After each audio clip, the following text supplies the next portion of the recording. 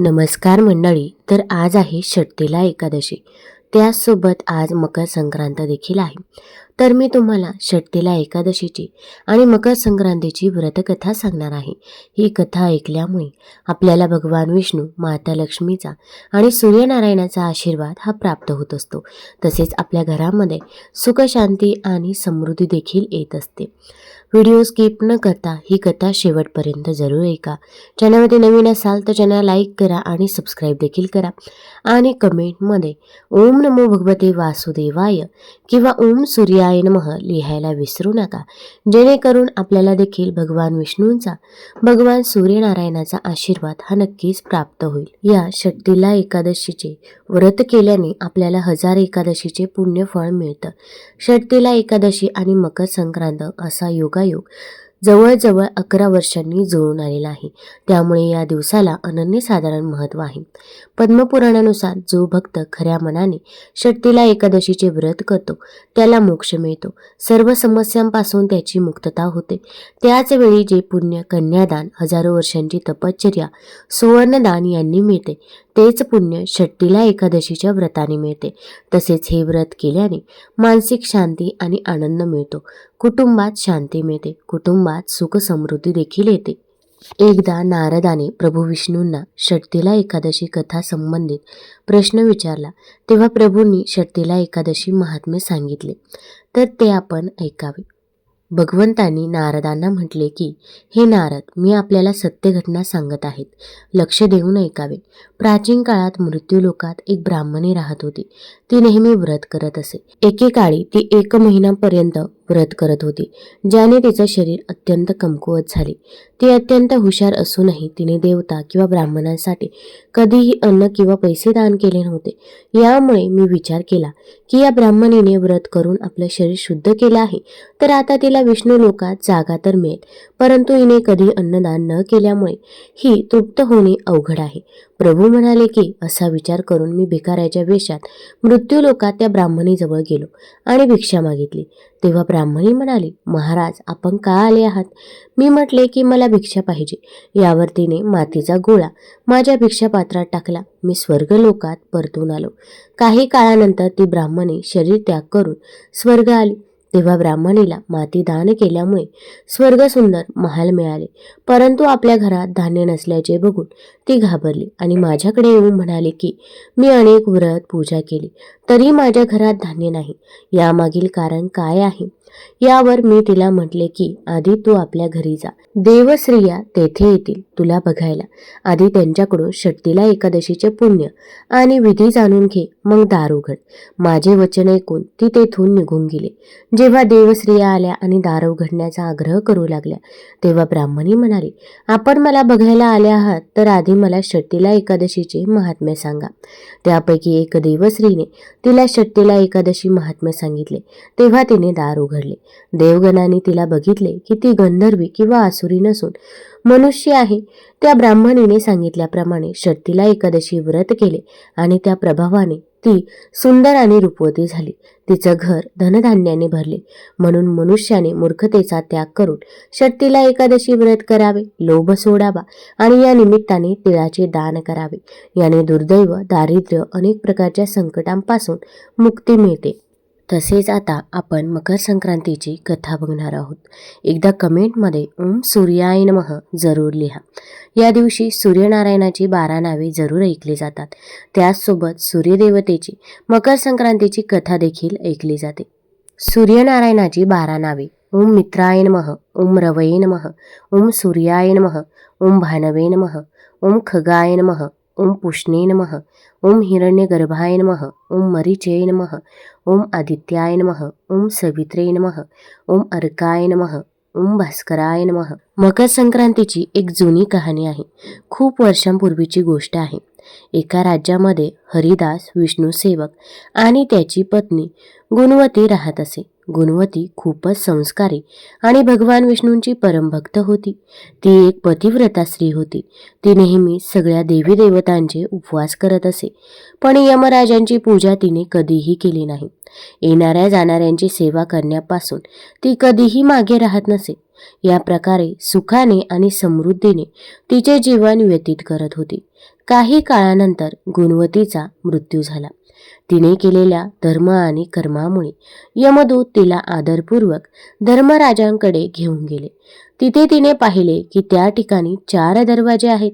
त्या ठिकाणच्या मधोमध यमराजाचे खूप भव्य आणि सुंदर असे मंदिर देखील आहे.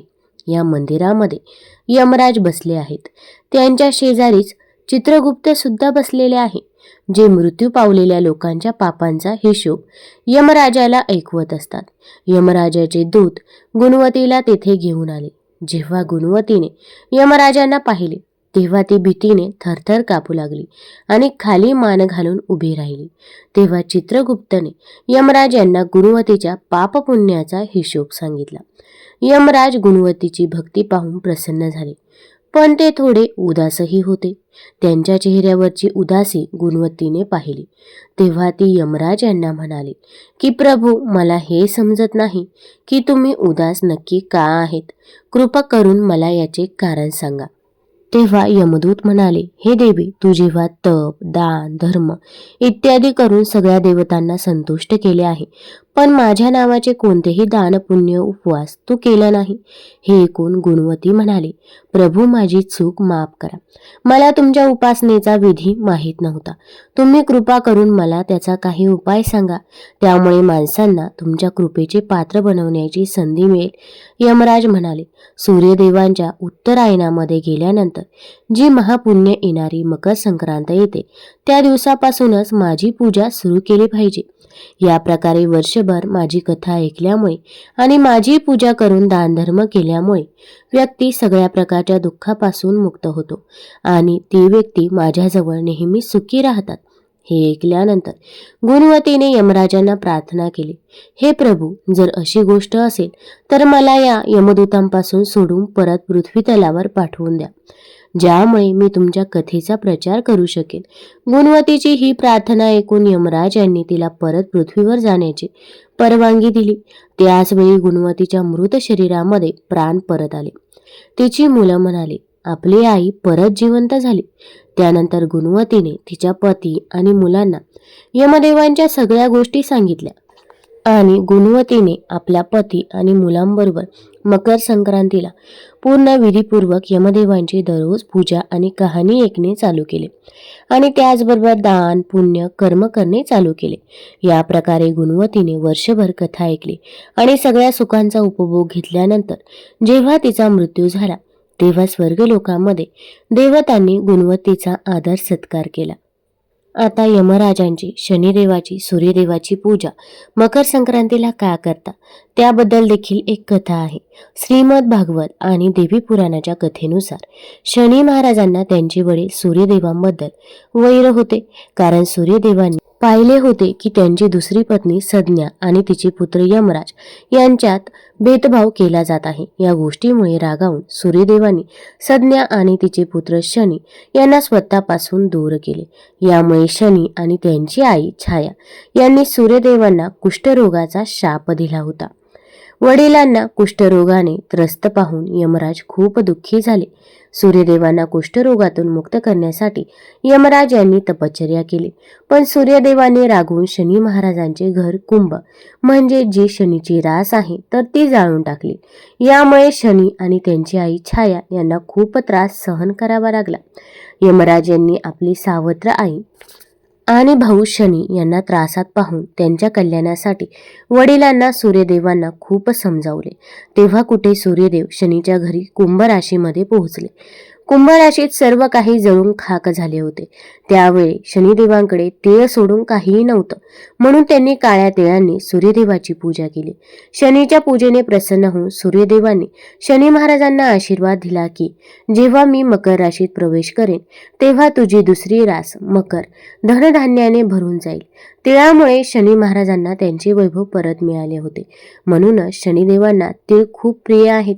याच दिवसापासून मकर संक्रांतीला तीळ वापरून सूर्य आणि शनीची पूजा करण्याची प्रथा सुरू झाली. शनिदेवांच्या पूजेने प्रसन्न होऊन सूर्यदेवांनी शनी महाराजांना आशीर्वाद दिला की जो कोणी मकर संक्रांतीच्या दिवशी काळ्या तिळाने माझी पूजा करेल त्याचे सर्व प्रकारचे कष्ट दूर होतील. या दिवशी तीळ वापरून सूर्यदेवाची पूजा केल्याने आरोग्य सुधारतं, शनीचे अशुभ प्रभाव कमी होतात आणि आर्थिक प्रगती होते. तीळ अर्पण केल्यानंतर ते प्रसाद म्हणून देखील ग्रहण करावे. तसेच मकर संक्रांतीची आणखी एक पौराणिक कथा सांगितली जाते.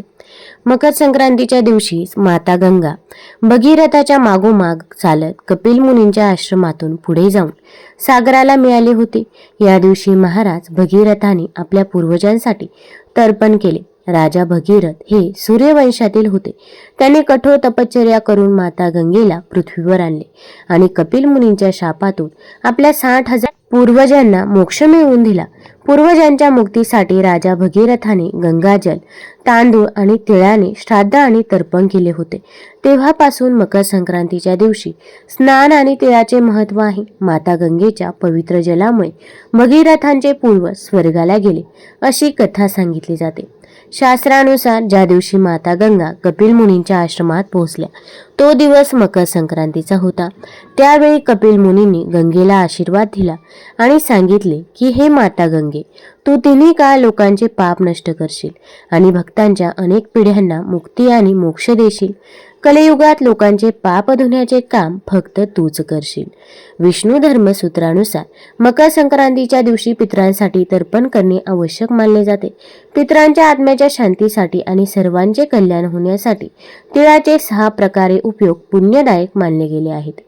या दिवशी सकाळी तीळ मिसळलेल्या पाण्याने स्नान करावे. तसेच तिळाचे दान करावे. तिळाचे पदार्थ खावेत. पाण्यात तीळ अर्पण करावे. तिळाने हवन करावे आणि तिळाचे उटणे अंगाला लावावे. असे केल्याने पितरांचे आशीर्वाद कायम मिळतात अशी श्रद्धा आहे. महाभारत काळात भीष्म पितामह यांनी सूर्य उत्तरायणात आल्यानंतरच स्वइच्छेने देहत्याग केला होता. त्यांचा श्राद्धविधीही सूर्याच्या उत्तरायण काळात झाला. शास्त्रानुसार उत्तरायणात देह सोडणाऱ्या व्यक्तीला मोक्ष मिळतो. अशी आत्मा जन्ममृत्यूच्या फेऱ्यातून मुक्त होते आणि ब्रह्मलोकाला प्राप्त होते असे सांगतात. तसेच माता दुर्गेने राक्षस महिषासुराचा वध करण्यासाठी मकर संक्रांतीच्या दिवशी पृथ्वीवर अवतार घेतला अशी मान्यता आहे. देवी पुराणात असे सांगितले आहे की जो व्यक्ती मकर संक्रांतीच्या दिवशी स्नान करत नाही तो आजारी आणि सदैव गरीब राहतो. तसेच भगवान विष्णूंनी मकर संक्रांतीच्याच दिवशी मधु आणि कैटभ यांच्याशी झालेल्या युद्धाचा अंत केला होता. श्री विष्णू यांनी मधूच्या खांद्यावर मंदराचल पर्वत ठेवून त्याचा पराभव केला. त्यामुळे या दिवसापासून भगवान विष्णू मधुसूदन या नावाने ओळखले जाऊ लागले. तसेच आई यशोदाने अपत्य प्राप्तीसाठी याच दिवशी उपवास केला होता. या दिवशी स्त्रिया तीळ आणि गूळ इतर सवासणींना देतात. तिळामध्ये तेल असते आणि त्याने प्रेम वाटते. तसेच गुळामध्ये गोडवा असतो. याने आपल्या नात्यामध्ये गोडवा देखील येतो. असं म्हणतात की तिळाची उत्पत्ती भगवान विष्णू यांच्यापासून झाली होती, म्हणून याचा वापर केल्याने पापांपासून मुक्ती मिळते. तिळाचा वापर केल्याने शरीर निरोगी राहतं आणि शरीरात उष्णता देखील राहते. तुम्हाला जर या कथा ही माहिती आवडली असेल तर चॅनल लाईक करा, सबस्क्राईब करा आणि आपल्या मित्रपरिवारासोबत जरूर शेअर करा. धन्यवाद.